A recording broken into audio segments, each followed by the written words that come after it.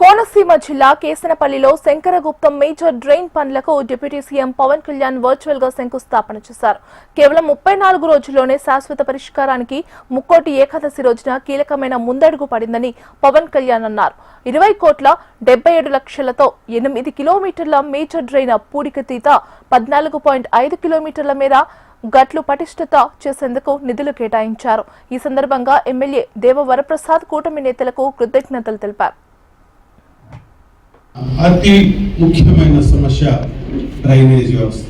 Drainage వ్యవస్థ maintenance గత 10-15 సంవత్సరాలుగా సక్రమంగా లేనందున పూర్తిగా డ్రైనేజ్ వ్యవస్థ చెడిపోయి మేజర్ డ్రైన్ అయిన శంకరగుప్తం డ్రైన్ పూడిక సరిగా లేక మొదట చివర పూడికి తీసి మధ్యలో 8 కిలోమీటర్ల భాగం పూడికి తీయకపోవటం, అలాగే దీనికి అనుసంధానంగా మరొక 25 మైన్ డ్రైన్లు, 5 మీడియం డ్రైన్లు, మొత్తం అంతా కూడా వైనతీయ రివర్లోకి ఈ మురుగంతా కూడా ఖాళీ అవుతా ఉంది.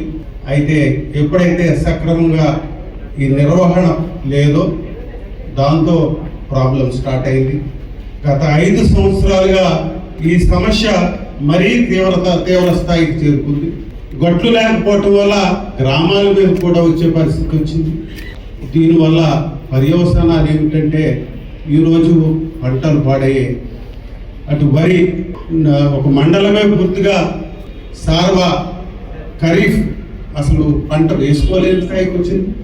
కొబ్బరి చెట్లు 1,00,000 కొబ్బరి చెట్లు పాడైపోయిన స్థాయికి వచ్చింది. గోదావరి గ్రీన్ బ్రతకం అదొక పెద్ద వరంలాగా, సంజీవునిలాగా మాకు రావటం.